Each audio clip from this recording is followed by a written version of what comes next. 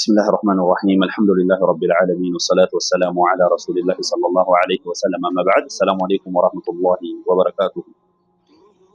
ውድ ወንድሞች ከትናንት ወዲያ በተነጋገርነው መሰረት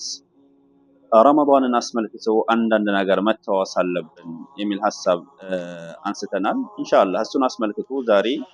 የክፍል አንድ ፕሮግራሚን እጀምራለሁ ማለት ነው ረመዳን ከመግባቱ በፊት ምንድነው ማድረግ ያለብን ዝግጅት አንድ ሲቀጥል ደግሞ አላህ Subhanahu Wa Ta'ala ረመዳንን እንድንጾም ለምን ፈለገ ከተባለ እሱ አላህ Subhanahu Wa Ta'ala መልስ ይሰጠናል ማለት ነው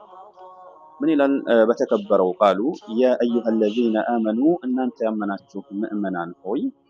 كتب عليكم الصيام በእናንተ ላይ ጾም ግዴታ ተደነገገባችሁ كما كتب على الذين من قبلكم ከእናንተ በስተፊት ያሉት ላይ እንደተደነገገው ሁሉ በእናንተም ላይ ተደነገገ ግዴታ ተደረገባችሁ ለምንድነው ጾም ግዴታ የተደረገብን ከተባለ لعلكم تتقون እሱን ልትፈሩት ይከጀላልና አላህን لعلكم تتقون ልትፈሩኝ ይከጀላልና ይላል ስለዚህ ጾም ዋና የተደረገበት ምክንያት አላህን ልንፈራው ነው ማለት ነው አላህን ልንጠነቀቀው ነው ማለት ነው ይሄ ደግሞ እንደሆን ከተፈለገ አላህን በረመዳንም ሆነ ከረመዳን ውጭ ረመዳን ከወጣ በኋላ አላህን እንድንጠነቀቀው ከተፈለገ የመጀመሪያ ዝግጅታችን ሊሆን የሚገባው ምንድነው ተውበት ማድረግ ላሳለፍነው ወንጀል ተውበት ማድረግ ወደ አላህ መመለስ ነው ማለት ነው እኛ በብዛት ያው እዚህ ግሩፕ ላይ ያለን ወንድሞች ሹፌሮች ነን እንደዚህም ደግሞ አዳዲስ የመጡትም ሹፌሮች አሉ እንደዚህም ደግሞ ለወደፊት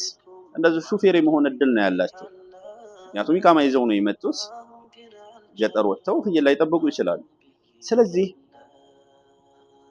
በዚህ ስራ ዘርፍ ላይ ስንሆን ይሄ ስራ ዘርፍ በጣም ጥንቃቄ የሚፈልግ አላህን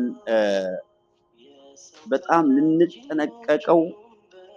የሚገባ ስራ ነው ማለት ነው በዚህ ስራ ላይ ሆነን ማለት ነው ምክንያቱም ያው ኸለዋ አለ ሴቶች ጋር ነው የምንሄደው ስለዚህ በጣም ጥንቃቄ ልናደርግ ይገባል ማለት ነው አላህ Subhanahu Wa Ta'ala በቅድሚያ የዋለልንን ጸጋ ልናመሰግን ይገባል ይሄ በትክክል አላህ የዋለልንን ጸጋ ካመሰገን ነው ወንጀል ላይ አንወርቅም ኢንሻአላህ ምክንያቱም ትክክለኛ ለአላህ ምስጋናውን የምንገልጸው ምንድነው በተግባር ስለሆነ ማለት ነው በተግባር ነው አላህ Subhanahu Wa Ta'ala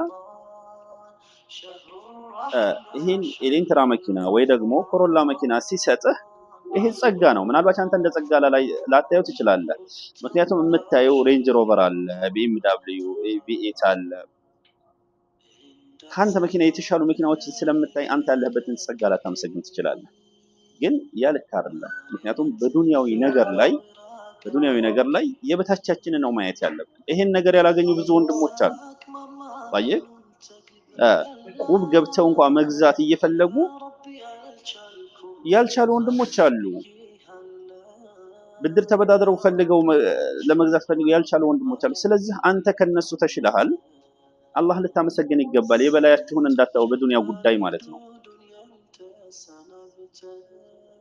ይሄን አላህ በሰጠን ጸጋ የወንጀል መረማመጃ ሰበብ እንዳናደርገው እንዳልኳችሁ ይህ ስራው ሴት ጋር የሚያገናኝ ስራ ስለሆነ ማለት ነው አላህ ይሄን ጸጋ ሰጥቶ ይሄን ጸጋ ምናልባት የምታውቀው ሀገር ቤት ሄደህ የመኪናን ችግር ብታየው ከባቲ ተንስተ ኮምቦልቻ ለመሄድ ከግርባ ተንስተ ኮምቦልቻ ለመሄድ ያለን ችግር ብታውት በትክክል አላህን ያኔ ታመሰግናላችሁ